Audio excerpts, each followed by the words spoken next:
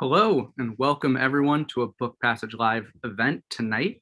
We're here to talk about The Biggest Bluff by Maria Konnikova, her latest book, and it is a absolutely fascinating story. I don't want to spoil it, but I'm sure Michael and Maria will tell you all about it in just a minute. But first, let me introduce them. Maria Konnikova is the author of Mastermind and the Confidence Game. She's a regular contributing writer for The New Yorker and has written for The Atlantic, The New York Times, Slate, The New Republic, The Wall Street Journal, Salon, Scientific American, Wired, among many other publications. Her writing has won numerous awards, including the 2019 Excellence in Science Journalism Award from the Society of Personality and Social Psychology. While researching The Biggest Bluff, Maria became an international poker champion and the winner of over $300,000 in tournament earnings. Maria also hosts the podcast The Grift from Panoply Media and is currently a visiting fellow at NYU's School of Journalism. Her podcasting work has earned her a National Magazine Award nomination in 2019. She graduated from Harvard University and received her PhD in psychology from Columbia University. And in conversation with her tonight is Michael Ian Black, an actor, comedian, and writer who started his career with the sketch comedy show The State on MTV. He's created and starred in many other television shows. Movie appearances include Wet Hot American Summer, The Baxter, and Sextuplets. He is the author of several books for children, including the award-winning I'm Bored, I'm Sad, and I'm Worried, and the parody A Child's First Book of Trump. His books for adults include the most recent A Better Man, a mostly serious letter to my son, and the memoirs You're Not Doing It Right and Navel Gazing. His essay collection is My Custom Van. He also, with Meghan McCain, co-authored America, You Sexy Bitch. As a stand-up comedian, he regularly tours the country and has released several comedy albums. He lives in Connecticut with his wife and children. Thank you both so much for being here. We're thrilled to have you, and I'm just going to let you guys take it away. Well, thank you, Zach, and thank you, Book Passage, and thank you, Maria, for inviting me to host this event with you. And I will just say, for those watching, I am also an avid poker player, though certainly not at Maria's level. But Maria, when I met her at a brunch given by a mutual friend, she instantly became my poker crush and has remained my poker crush. So it is always exciting for me to get to talk with her about all things, in particular poker. And Maria's paperback of The Biggest Bluff is just out. And I am a poker player, and so I loved it for the poker, but the book is really not a poker book at all. It's a life book, and it's a book about decision making, and it's a book about, well, it's about a lot of things. But I want to start with poker, Maria, because this book starts, or this story begins for you in basically 2015, and a lot of things are kind of falling apart in your life and around people that you care about and you love, and you turn to poker as a kind of coping mechanism. Can you explain why poker? Absolutely. First of all, thank you so much for being here. I know you have lots of things going on and lots of super secret projects that we will get to watch on our big screens at some point. So if only that were true. But thank you for the veil of mystery that you have surrounding my very humdrum life. Thank you. So thank you. And thank you, as you said, to Book Passage for hosting both of us, because where would we be without independent bookstores?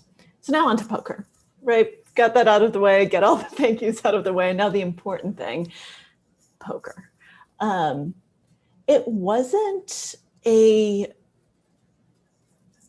slam dunk choice in the sense that I'm not a lifelong poker player. And most of the people I meet who play poker, who love poker, whether it's professional or amateur, are people who've been playing for a very long time, whose parents played or their grandparents played. And, it's something that they grew up around. Is that true for you? By the way, I actually don't know. Did you grow up around poker? Yeah, as a kid, one of the few bright spots in my family life growing up was that every now and again, we would play poker, always just for chips. And that was exciting to me, just to play for mounds of plastic chips. I found that thrilling. It is thrilling. It is thrilling. Brief little detour. I was doing a poker event for this group a few years back, and I was doing a workshop and teaching them how to play, and I had asked beforehand, do you have everything that we need to play? Do I need to bring anything with me? And they're like, yeah, we're great. So I get there and they have cards, and I was like, where are the chips? And they had just thought that they needed cards, and so we ended up playing. What do you mean? You mean Fritos? Like, what do you mean? Well, we ended up playing with colored M&Ms. So I just imagine the kid, you playing for these mounds of chips and the colored M&Ms. That would be actually a pretty sweet reward, literally. Oh, it would have been amazing. If we played for candy, oh my God, Yeah. I wouldn't even have a job now. I wouldn't have like a profession now. That's what I would have done with my life. And it would have gone horribly wrong.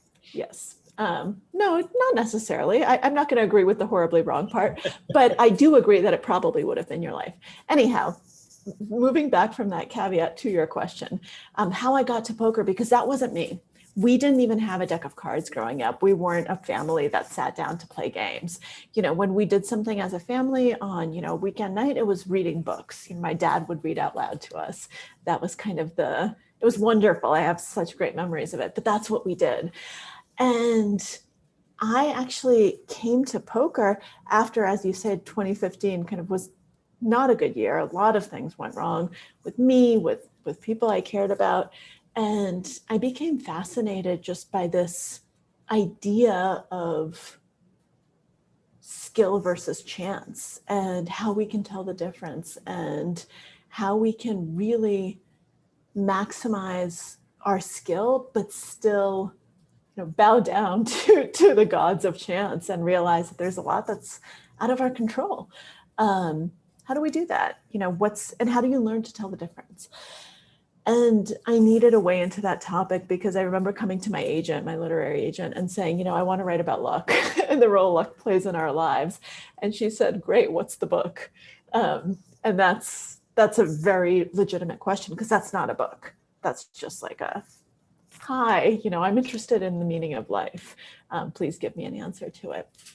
And the way I got to poker actually is through like a back door, reading about game theory. So I learned that John von Neumann, the father of game theory, was a poker player. And that game theory, which is kind of one of the big frameworks for looking at decision-making, is actually the result of his fascination with poker. That he was a kindred spirit of mine in the sense that he didn't really like games. He also didn't grow up playing games, and he found most of them boring. And he thought that, a game like chess, while fascinating mathematically, and von Neumann, by the way, for people who don't know him, was polymath, brilliant mathematician, not just father of game theory, but father of the computer, one of the inventors of the hydrogen bomb, someone who's like serious about the mathematical stuff. He said, chess is a mathematically solvable game. You give me enough computing power and I'll solve it for you, because you see everything. You see the whole board. You see all the moves. And sure, it teaches your mind to think in interesting ways, but it has nothing to do with decision-making in real life, because real life is more like poker. It's a game of incomplete information, of knowns and unknowns, of playing against people. And to hear a mathematician saying, it's not just math, it's people, it's psychology, it's dynamics, it's bluffing, it's figuring out, what do you think? What do you think I think? All of that back and forth, that really fascinated me. And von Neumann, by the way, he thought that if he could solve poker, that he'd have the solution to everything, that he could prevent nuclear war. I'm not putting words in his mouth. He actually wrote that this would kind of be the end.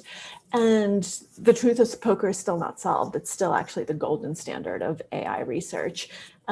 Luckily, fingers crossed, still no nuclear war, but that was enough to make me stop and ask, okay, what's this poker thing? Like, should I be looking into it? And so I just did some Google searches and looked at poker and tried to figure out, what is this game? And something just clicked in my mind. You know how sometimes just things come together, and I thought, wait, why don't I learn this game? Why don't I actually go from where I am, which is 0, and immerse myself in it, get someone really, really good to teach me, and see what happens, and use that journey as kind of a metaphor for life. Use poker as a way of exploring decision-making in life. That's how I got into it, not because I was like, yes, poker, let's go. And I want to I hate this phrase, but I'm going to say unpack something that you just said, because I think it's interesting and I think it's really telling. You said von Neumann said that if he could solve poker, he could solve everything. That doesn't intuitively follow to me. I'm imagining most people who are watching. Can you explain that a little bit? Of course. So what he meant by that was, so at the time, let me just set the context. At the time, von Neumann has just helped create the hydrogen bomb. So create one of the weapons he's trying to protect. Good job. I mean, whether or not you like the hydrogen bomb, good job. Good job. Yep. Good job, John von Neumann. And he is acting as one of the national security advisors. He's on the advisory council. He's basically involved in all of the big strategic decisions of the day. And we're in Cold War, right? This is like the peak. Everyone thinks that everyone's going to blow the crap out of everyone else. And here's this guy who grew up in Europe, is living in the United States, working in Princeton with Einstein, with all of these brilliant minds. He sees this happening. He says, how do we model it? Like, how do we actually approach it from a perspective that's semi-solvable, that we can actually have a prayer of not getting into a nuclear war, not getting into that kind of situation. And poker offered kind of a game way of looking at it. And a game is a really actually powerful tool for thinking about real world decisions because it's cleaner. It's not real life. All of the noise, all of those variables disappear because there's only so much you have to take into account. Now, of course, if you realize that you're dealing with a game of no limit Texas Hold'em, the number of situations that can arise there are bigger than the number of atoms in the universe. So you're still dealing with insane possibilities, but at least you're in a setting where you can observe the variables, where you can calculate probabilities. And what poker is a game of, like I said, incomplete information. So there's stuff that I know that you don't know. There's stuff that you know that I don't know. There's stuff that both of us know. And then there's how we present ourselves and kind of the things that we portray and choose to show. Then there are the things that we think we're hiding and that we might not be hiding. And when you start breaking apart all of the different levels, all of a sudden you realize, wow, this looks a lot like, a high stakes political negotiation over, am I going to fire those nukes or not? Am I going to go batshit crazy on you or not? Who's the one who's going to win this confrontation? Who has the goods? Who has the balls? Who has the psychological warfare down? It's all of these different factors. And that's what he meant by, if I can solve this, if I can figure out in a game setting how to win over and over and over, then I've got this. Then I've got the key to approaching all of these high stakes negotiations. And of course, like I said, unfortunately, it hasn't been solved because it's really complex. And even though we now have some AIs that can solve one-on-one, so if you and I sit down, they can probably help one of us beat the other person if you and I were both great players. And best players in the world sit against a computer, they can do one-on-one and win. But as soon as you get a full table of even 6 players, not to mention 7, 8, 9, they fail. They can't do it because it's also reading faces and reading gestures and reading all of this nuance and dynamics and multiple people who could be collaborating and you have no idea. And it really is like a high stakes negotiation table. And so I can see why he would choose that game. It's still, even if you look at it in poker terms, it's still a very high task. It's a big ask. So the father or one of the fathers of the hydrogen bomb says, if I can do this, I can do anything. And you, Maria Konnikova, you're having a bad year. You're like, well, I'll just do this. There's a fair amount of hubris baked into that. You couldn't solve it. I'll do it. Let me take over from here. this for you. You decide that you want to become a great poker player, or at least the best that you can be in a relatively short amount of time. You already identified that you want to find somebody really good to teach you. Enter Erik Seidel, who's has for decades been one of the top poker players in the world, which is, like any other competitive endeavor, very, very difficult to remain on top of your game for decades. You could compare it to a professional athlete remaining at the top of his game for decade after decade. How, in my understanding from your book, is that Seidel had never mentored a poker player before. Why did he mentor you? Well, the premise of the book is skill versus chance. And I think I got insanely lucky that he decided to take a shot on me, especially, I think he didn't realize quite what was involved and how long this was going to take. I didn't try to hide it from him, but obviously the project grew into something much bigger. But I think there were a few things on my side. So first, I wanted to make sure, and I think this is important for anyone looking for mentor-mentee relationships, I wanted to do my best to show him what I could bring to the relationship, that it wasn't just going to be a one-way street. And I wanted to show him that I was going to, first of all, work my ass off, that this wouldn't just be, me saying, oh, help me, and then slacking off, but that I would also do my best to actually add something to this. So before we ever met, I just scoured. So my background is in psychology, at least academically. I've never actually been in academia other than getting my PhD. I got out of there right away. So I've only ever been a writer, but that's kind of that's the background that I bring intellectually, academically speaking. So I scoured the literature and did my best to try to find everything I could that I thought could help in poker. And so I found all of these obscure studies that had never been written about poker and decision-making that could relate to poker. And the thing that I'd studied was actually strategic decision-making under risky and uncertain conditions. So that was my dissertation, which seemed a lot like the poker that I was reading about online. So I came to this meeting with a bag full of printouts this thick that I gave to him, with my my best one up top, the one that I thought would be most helpful. And so I tried to right away make it clear that I was serious and that I was going to really try to earn my keep, so to speak. But to be perfectly honest, I don't think that was the swaying factor. I think that there were two other things that really had him sign on. One was I wasn't a poker player. Right? I was a New Yorker writer at the time, and my audience was New Yorker readers, not poker players.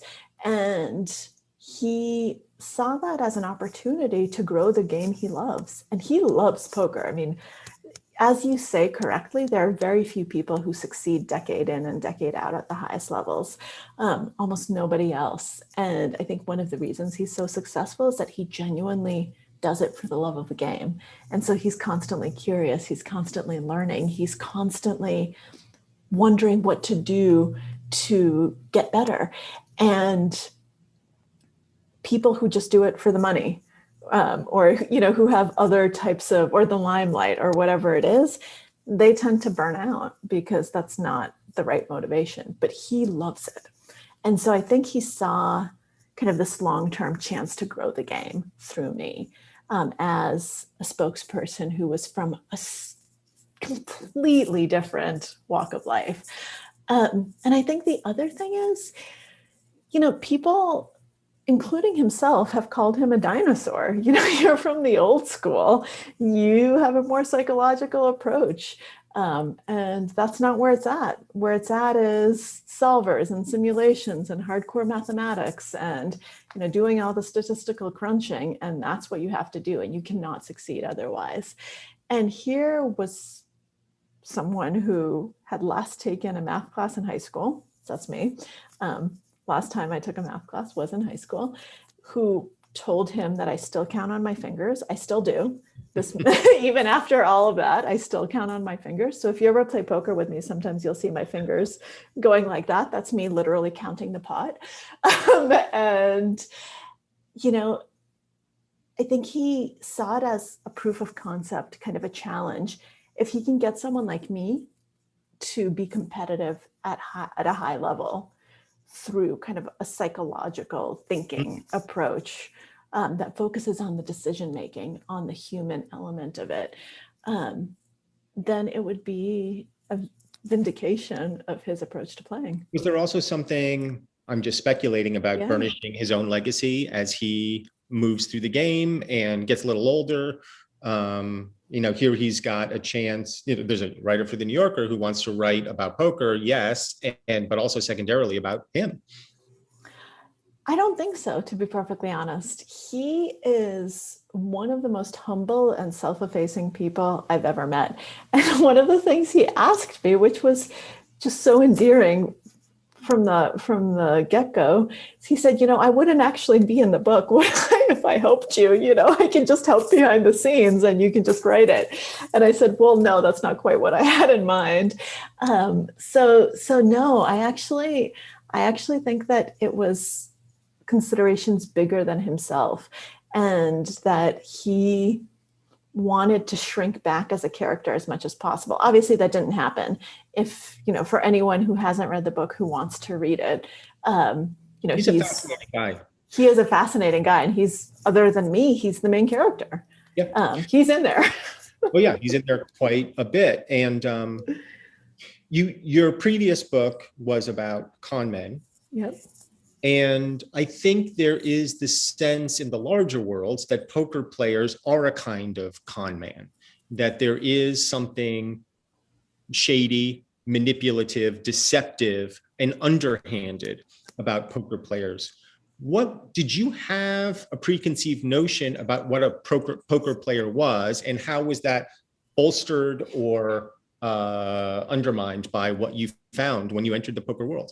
Absolutely. So my conception of a poker player was formed entirely 100% by the movie Rounders, which was literally the only time I had ever seen poker being played.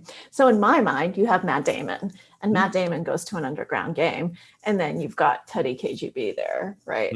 And you've got all those shady dealings, and then you end, of course, with Faith and Man His Money, with that wonderful Russian accent, and, you know, God bless John Malkovich and all of his money. Exactly. We can do another caveat with a recap of Matt Damon talking about that scene, which is actually wonderful, which I do want to talk about, but I'll finish answering your question. So that was actually what I thought of as the poker world. Like, to me, that was it. That was what poker was. And so talk about incorrect notion of what it actually is. So I don't think it's at all the case that, you know, this is a shady type of thing, because it's a game, and one of the kind of bluffing is part of the rules of the game, right? You're allowed to say anything, and there are lots of games where you bluff. And one of the things that I learned very early on, that I tried to then share with the rest of the world, but it's still an uphill battle even after my book came out, is that poker is not gambling, that it's actually a game of skill. And that over the long term, the most skilled players are going to win, and the players who are less skilled are going to lose. And that, yeah, of course, there's an element of chance, but there is an element of chance in literally anything in life. And in most things, it's actually higher than it is in poker. And what I would tell people over and over, you know, I got blue in the face saying this, is that poker is the only game in the casino where you can win with the worst hand and lose with the best hand. That's the definition of skill. Right. So the best hand can lose, and it does a lot of the time, because it's the best player who gets the best hand to fold. And it's in your mastery of that ability. And because it's a game, you go into it with the knowledge that people don't have to tell you what they actually have. but you get to react to it in that game setting, which is wonderful because you get to learn how to deal with all of these things in real life. That's where people are actually out to get you. Right. That's where the con artists really are. And I mean, to be clear, there are con artists in every profession, including poker. So there are people who cheat in poker as well. But poker is actually populated with a lot of people of very high integrity. And one of the things I was very surprised by was that I met some of the smartest and most interesting people I know to this day in the world of poker, not at Harvard, not at Columbia, but in this poker world. You have people who have PhDs from Harvard, from Caltech, who could have been anything they wanted to be in the world, and they chose to play this game because it appeals to them, it appeals to their mind, and that's how they've decided to spend their time. And that's pretty damn cool. We have a question from the audience which relates to this. Were there any other poker players you considered asking as mentors other than Erik? So that's an excellent question. Initially, how I decided to approach Erik was, this Google search of best player in the world. Take notes, guys. This is advanced journalism. Normally I charge a lot for this kind of inside information. And his name kept coming up in different lists of all-time money earnings and all of this stuff. And I ended up choosing him because he also seemed nice. When you look at the videos of people playing, he was someone who just came across as a nice guy. And which is absolutely true. And he'd been around for so long and excelling at the highest levels for so long. There was no one else really like that. And I knew from the get-go that I wanted someone who had a more psychological approach rather than a mathematical approach, because math was never going to be my strong suit. I'm not going to compete with Caltech. I know my limitations. I can I can use my fingers, but that's exactly. But that's about it. And when I learned that he was also the guy in Rounders, I was like, slam dunk, the one movie I've seen, he's the guy in the red visor, like sold, right? This is the guy. And I did not have a second choice. There was no one who was like, if Erik says no, then I'm going to go to player X. Didn't exist. So it would have been a, moment decision. If Erik had said no, I would have asked someone else, but I would have had to figure out who that someone else was. I didn't have a list. It was Erik or I don't know. And so I got very, very lucky. As you were Googling who are the best poker players in the world, and I was doing my sophisticated research. Yes, journalism. I feel like I have a sense of who would be on that list, a general sense. And I'm wondering, why do you think on my hypothetical list, and correct me if I'm wrong, but I don't think I am, you're not going to find any female names. Poker is essentially should be a genderless endeavor. Yep. So why does it seem like it's always, not always, but usually the vast majority of time, men who are at these final tables, men who are on these lists, men who are competing at the highest levels? There are some women naturally, and I think more are coming up. But why do you think it's taken? Yeah. You're absolutely right. There were no women anywhere on any of those lists. And I think that there are many reasons for that. First of all, think about what my impression of poker was from Rounders. Right? Mm-hmm. There were no women poker players in Rounders, zero. Right? The only women were the hostesses and the girlfriends. Mm-hmm. And that's not to say anything negative about Rounders. That's to say that Rounders actually depicted the truth of what a lot of poker looks like. To this day, any tournament field is anywhere between 97 and 98% male. Wow. If you get a tournament that's 95% male, the tournament directors are fist pumping and saying, yes, look at how amazing this is. Look at how many women we have. And I just want to say, are you insane? This is bad. This is horrible. And I think it goes back to kind of this popular culture legacy view of poker as, Wild West, gunslinging, Wild Bill Hickok, people getting shot at the poker table. underground club type of thing. And that's what it was. And I think that it grew up as a boys club and as a place where you went to, smoke your cigars and shoot the shit and drink your bourbon and gamble. And a lot of those people were gamblers. They weren't poker players in the sense that they gambled on a lot of other things and they looked at poker like gambling. Why not? Let's just not think about the strategy. Let's not think about anything. Let's just gamble on this. Because even though I've said, and it's true that poker is not gambling, you can treat anything like gambling. And that's kind of the legacy that it has. And I think that it's hard to push back against that when that is also the prevailing culture that became embedded in casinos. So if you go into any casino, into kind of the 1 to the lowest possible stake cash game, you'll see men, and you'll see men out to have a good time drinking. If you go to a high stakes tournament, you will never see alcohol at the table, unless you have, some recreational players coming to see if they can do something. But no professional poker player would ever be drinking or smoking or doing anything like that at the poker table. It's serious. It's their profession. It's what they do. But if you go down, just to your local casino and come in, people are drinking. They're there to banter, and it's not very friendly to women. And there's a lot of harassment and sexism, and just all you have to do is watch how the men treat the dealers, a lot of whom are female, and the servers, all of whom are female. And you kind of get a little taste of what it's like to sit down as a player. And so I think that just historically, it's been something that a lot of women didn't choose to pursue for that reason, which is a shame, because I actually think that women make incredible poker players. And I think that one of the best players in the world right now is female, Kristen Bicknell. She is just absolutely brilliant. And you know what pisses me off? So Chrissy has been playing poker for years. She's been an online crusher, and then turned into a live crusher as well for years and years and years. And she's engaged to Alex Foxen, who is a high stakes player. And everyone is like, oh, Alex must have taught her. Alex is so much better. Alex started playing poker long after Chrissy.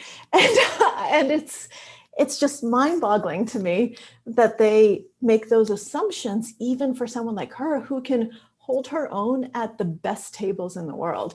And if that's what is happening over and over and over, then no wonder that a lot of women don't come into the game. No wonder that that we say, you know what, screw this, I don't want to do this. But if you look at the women who do succeed, the women who are kind of known, they're brilliant. I mean, Vanessa Selbst, one of the best poker players of all time, the #1 female poker player of all time in terms of earnings, as far as I know. Yale Law School, right? This brilliant woman who's had to go over so many hurdles in order to succeed everywhere. She could be kicking ass anywhere, and she did it at the poker tables. But it feels like the women who did she end up going to a hedge fund? She did, yes. So the women who do break through are just ridiculous if you look at their backgrounds.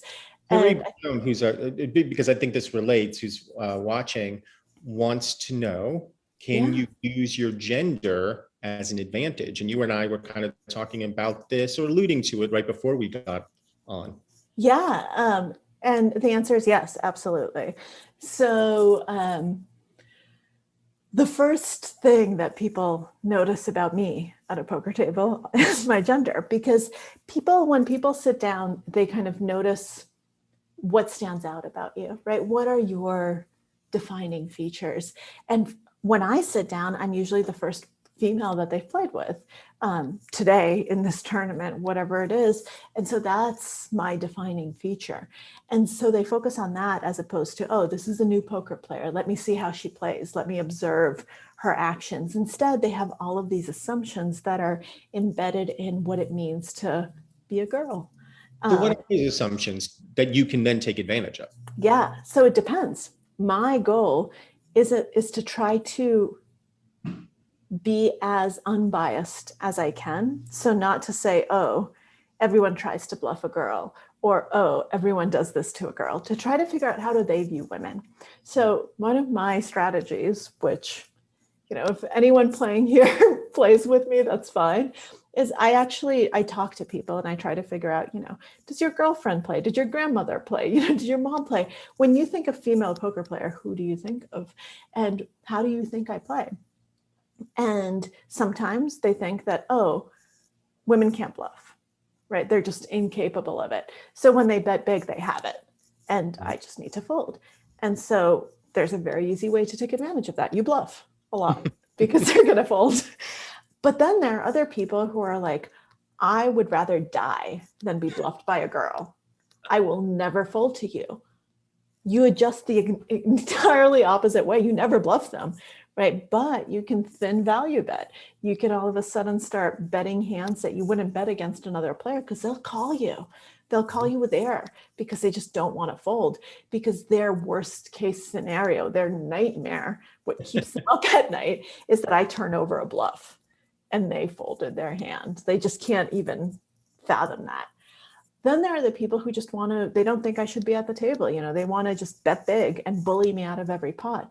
And against them, I just need to pick good hands, pick good spots, and hold on for dear life. Then there are the people who are just really they want to be the gentleman. And so they bet big to show me that they have pocket aces. And so I fold. I don't hold on for dear life. And so you let them be the gentleman. You want to tell me what you have? Fine. Exactly. And they do. They usually turn it over and say, see, honey, I had quads. I recently played with a guy who actually turned over quads and said, see, you made a good fold. And I was like, great, good job, me. And I will even be okay with you calling me honey in order to see your hand. But, those are the types of things that you have to try to gauge by playing with them, because the biggest mistake you can make is to do the exact same thing they do, which is to stereotype them based on how they look. And I'm guilty of that. I've done that in the past. So it's not like I don't do that. I've stereotyped the nice older gentleman as someone who would be a nice older gentleman who's completely taken advantage of that image. I've stereotyped the big, testosterone bro as someone who was going to be super aggressive and have made horrible mistakes against them when it ends up that he's a very tight conservative player. And so the biggest thing I can say is, yeah, you can absolutely use your gender as an advantage, but remember that good players are going to be noticing all of these things. And you not only have to try to figure out how do these people actually play, use real data. Use the hands you see, use the interactions that you can actually observe, the data that's real. How often do they raise? How often do they 3-bet? How aggressive are they? How often do they fold? Kind of what are the dynamics? Do they usually fold, but then when it's me, they end up doing this? Try to gather as much real information as you can and realize that when you're playing against actually good players, so as you move up in stakes, as you move up to better and better tournaments, where there are better and better players, people are doing the same thing to you.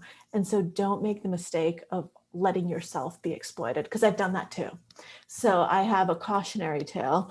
As a spoiler, a few years ago, I did very well in the PCA, the PokerStars Caribbean Adventure. I ended up winning the national and then going very, very far in the main event. And so I was on television for multiple days and people could see all of my cards. And that footage was live, but then it aired much later in the United States. And the good players watched it. And they saw that I had to really adjust my play because no one knew me. I was just this girl, this random girl. People would, bluff me. People were really too aggressive against me. And they saw that I was capable of making huge hero calls over and over and over. And that's how I won. And that's how I made all of my money. That's how I got my chips. And then I was at a tournament, a big tournament after that, with a really good player who'd watched all of this, and he completely took advantage of it. He realized that now I can bet very thinly against her. She's going to call. And so he just started owning my soul. And it took me a while. And at some point I looked at him and I said, Joe, so how did you like the PCA footage? And he said, it was wonderful. It's great. I loved it. But it took me a while to kind of realize what was happening and to realize that I had to completely adjust how I was playing. So it's one of these things. That's why poker is so fascinating. It's dynamic. It goes back to von Neumann and game theory, Yes. where both players are constantly, or however many players are playing, are constantly adjusting and readjusting until you get to a kind of optimal place where neither player has the advantage over the other, and that at that point it is game theory optimal. And that is why poker has not been solved yet, because there are infinite levels of decision making, not only the cards that you have, but also bet sizing, and there's just innumerable, like you said, decisions that have to be made. So I want to broaden it out a little bit and ask how this poker playing and this decision making and these hero calls that you're making in poker, how have you applied this to your life outside of poker? Infinitely. I mean, and I mean that honestly. I have found that poker has just made me into not a different person, but a stronger version of the person I am. It's helped me overcome a lot of the hangups and kind of the socially mandated behavioral things that have been holding me back, that I didn't want to admit I had. It's helped me actually overcome them. Well, so I'm female in the real world too, not just in the world of poker. Okay, let me just jot that down. Also female, real world. Got it. Okay. Yep. And it turned out, and it took poker to make me realize this, that I'd internalized a lot of the social expectations for how women are and aren't supposed to behave. You're supposed to avoid confrontation. You're not supposed to be aggressive. You're supposed to smile. You're supposed to try to be nice. You're supposed to try to minimize friction and conflict and not necessarily assert yourself if it comes at the expense of some other, big dude who's filling the same space. And, prior to poker, it's not like I came to poker from nothing. I had a successful career in writing, and I thought of myself that the aforementioned PhD from Harvard. PhD from Columbia, undergrad from Harvard. I didn't realize it was just Columbia. My bad. Sorry. This has been a great talk, but I'm no longer interested. Bye. I understand. I totally get it. And I always thought of myself as someone who kind of was a strong woman who knew how to stand up for myself. And poker made me realize that wasn't at all true, that I actually let myself be bullied and let myself be bulldozed. And that oftentimes, I would say, just take the pot. It's fine. It's all good. I don't need it. It's all good. I didn't want people to call me a bitch, to be like, oh, that's the bitch I played with. I didn't want that. I wanted them to have a nice kind of, oh, she never 3-bets me. She's very easy to play against. She's great.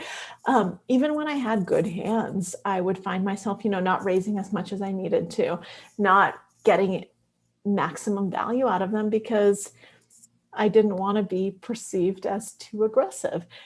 That's not the way to play poker. I mean, I was bleeding money when I was playing that way, and it was so damn hard to get past it.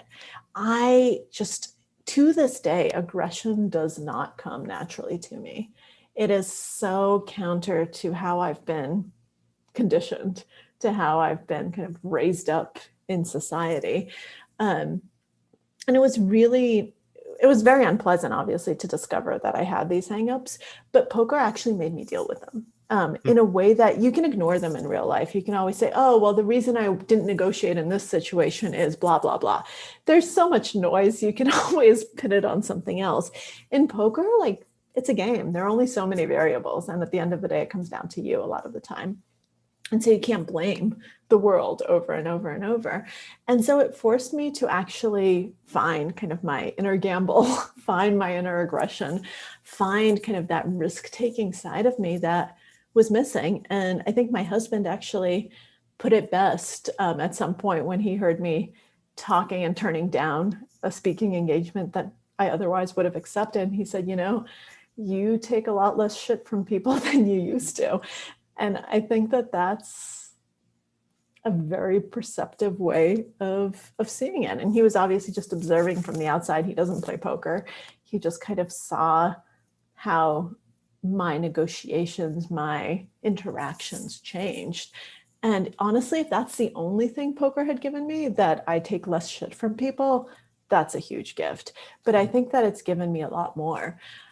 I think that it hasn't just made me kind of a stronger person in that respect, but in an unexpected way, I think it's made me into a more empathetic person, because poker, if you're going to be good at poker, you have to become good at truly listening to other people, right? To what they're saying and what they're not saying, what their bodies are telling you, what their perspective is. In poker, the reason you do it is so that you can figure out if they're bluffing or not, and you can take advantage of them. But if you think about the application of that skill to real life, it actually just makes you a better listener, because you become much more in tune to the dynamics of other people and to what's going on in their minds and what their perspective must be like, what they must be thinking. And so if you actually look at it in that way, then something that in poker can be used to exploit other people, in real life can be used to just be a better friend, to be a better listener. And I think that's actually kind of great. It's really great. And it makes me think, going back to Seidel, who I've never met, but seems like an empathetic guy, seems like a well-rounded guy with interests that extend far beyond poker. And I wonder whether that empathy, what I'm perceiving as empathy and sort of well-rounded humanity in him, also partially explains his success as a poker player. Because one of the things that I think about when I think about particularly the new school of very calculating poker players is a kind of laser focus on this game to the exclusion of everything else. And I wonder whether those two personality types reflect something broader in the culture. You know what I mean? Yeah. And do you have thoughts about that? Yeah, I think that's a really apt observation. And I think that there's a lot of truth to it. I think one of the reasons why Erik has withstood the test of time is that he is much better rounded. He's someone who's just curious, and he's curious about life. He's curious about the world, about people. He really wants to know why. Why do things happen? Why do things work the way they do? Why is this? Why is that? Which is one of the lessons I learned in my journey in poker. Always ask why. Why are people doing what they're doing? Never just assume, just ask. And I think that curiosity is one of the reasons why he has withstood changes in the poker world that have felled many other players who are no longer able to be competitive, because it fosters this open-mindedness, this not I know better, but what else can I learn? What else is changing? What's happening? What can I take? What can I do to become better and bigger? And most people just say, no, I know what I'm doing.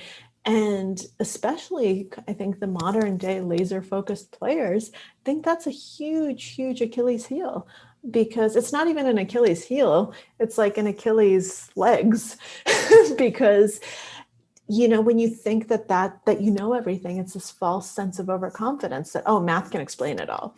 And it turns out that a lot of those, so back when I was starting poker, back in 2016, there were these German whiz kids that everyone was like, this is the future of poker. None of them are playing anymore. They all burnt out. They are no longer winning players. And I think that says something. They were the ones who were just doing math. Math is life. That's it.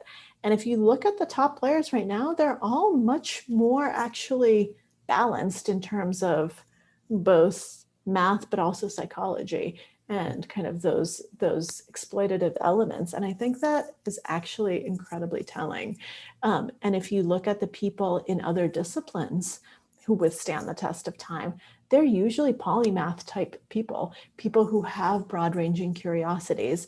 My advisor, when I was in grad school, Walter Mischel, he was one of the greatest psychologists of his generation of the 20th century.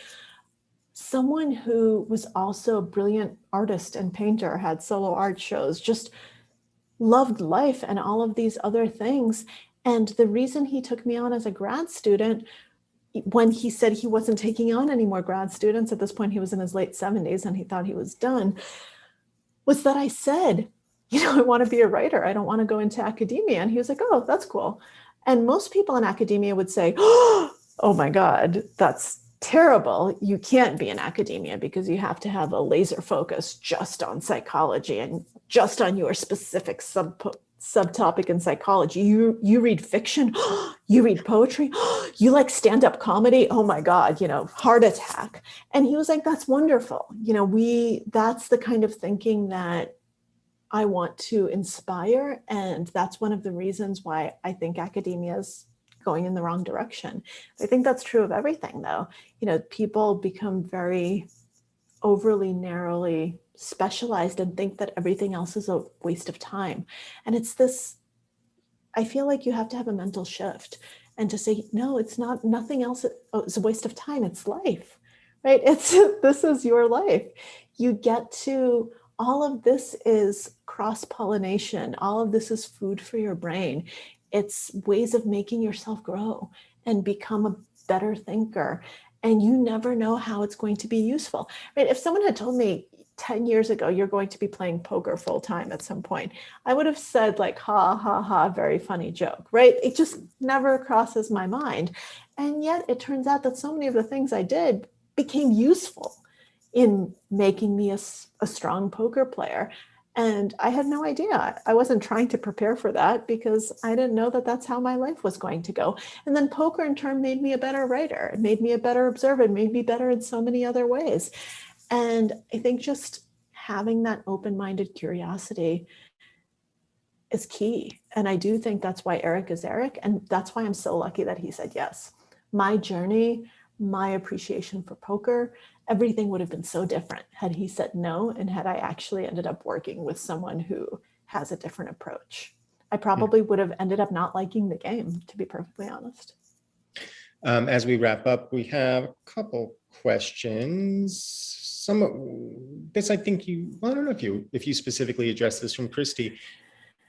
She wants to know, was it surprising to you that you found that you liked the game and two, that you could play it well? Were you surprised at your own abilities? Yes, and yes, absolutely.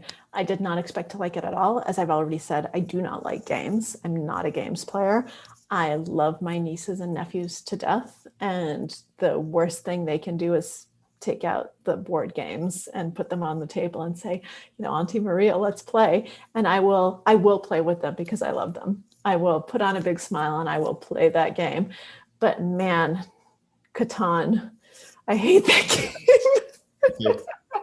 So yes, I was surprised to like poker. And I was surprised, I had no expectations of whether I'd actually be good or not. And Erik actually told me that from the get-go. He said, we can't go into this thinking that you're going to be good. I can teach you to think well. And you seem to have a lot of the background that would suggest that you'd be decent. However, you just never know. And you never know how you actually perform under pressure. When those bright lights are on you, what happens to your thought process? Can you actually execute? And so everything was a surprise. What do you think it is that initially made you a good player? What do you think it is that you have that maybe surprised you? I mean, honestly, I think that part of it was the psychology background, that I had a mental framework for looking at a lot of the biases and emotional components and a lot of what I was seeing. It was an embodiment of the stuff I'd studied theoretically in the lab, because I did study decision making. And so I think having the vocabulary as a writer, one of the things that I've said over and over that I think is really important is that having the right words matters. It's really important to precisely know how to say something, because it helps you figure out what you're thinking, what you're feeling. It just clarifies everything. And, having this sort of right word doesn't work. You need to really nail it down. It's one of the reasons I read poetry, because poets are very good at that precision of expression. And I think that having the vocabulary to see and to put a frame on what I was seeing so that I could identify it and just put a pin in it for things I needed to look at and to study, I think that was really helpful, because even though it was a foreign environment, it was a different game, it was something I'd never done before, at least I had a lens through which to look at it, and a lens that most poker players don't have. Because most poker players don't have the psychology background. And so they just kind of have intuitions, but they don't have a framework for saying, oh, this is exactly what's happening. I didn't have the poker experience, but I had the framework to say, this is what's happening. This is the process I'm seeing. There's still a huge journey from identifying that to being able to either combat it in yourself or to counteract it in others. I mean, poker is one of these things where, as I wrote, and as I still strongly believe, the more you know, the harder it gets. And the deeper you go, the more complicated the game gets. So it's always an ongoing process, but I do think that that's something that was probably helpful to me. Also, the fact that I'm a journalist. I mean, I'm used to observing people. I'm used to letting people tell me their stories. And in a way, that's what poker is. You sit back and you let people tell you their stories, and you try to figure out, are you full of shit or not? Zach, it looks like you want to jump in. Oh, I just wanted to say, thank you to both of you. This is like a dream come true, this pairing. The both of you together are just incredible. I had high expectations for this event, and you delivered on every front. This was such a wonderful hour. I wish it could keep going forever, because I could sit here and watch you guys talk about this. It's so many more amazing questions coming in from the audience that we didn't get to, but I think a lot of them will be answered in the book. So I hope everyone will buy the book and read the book. It's incredible. Again, it's The Biggest Bluff. It's just come out in paperback. It's an amazingly quick read. You can get through it like I did in 2 days. It's just so hard to put down. So I hope everyone will go out and buy it and love it, and get it from Book Passage at bookpassage.com. We would love that as well, but buy it anywhere. Just get the book. But thank you both so much for being here tonight and for doing this, and we're so happy to have you. Thank you, Zach. And I also want to say, buy Michael's latest book, A Better Man, which was wonderful. I loved it. And if I had a son, I would read it as a letter to him. And so I actually, just buy that as well from Book Passage or from any independent bookstore. So thank you, Michael, so much for doing this. Thank you, Zach, for hosting us. Pleasure, as always. It is a joy to speak with you. I loved the book. I continue to love the book. And I feel like I learned something more about life every time I speak with you. So thank you, Maria. Thank you. This has been wonderful.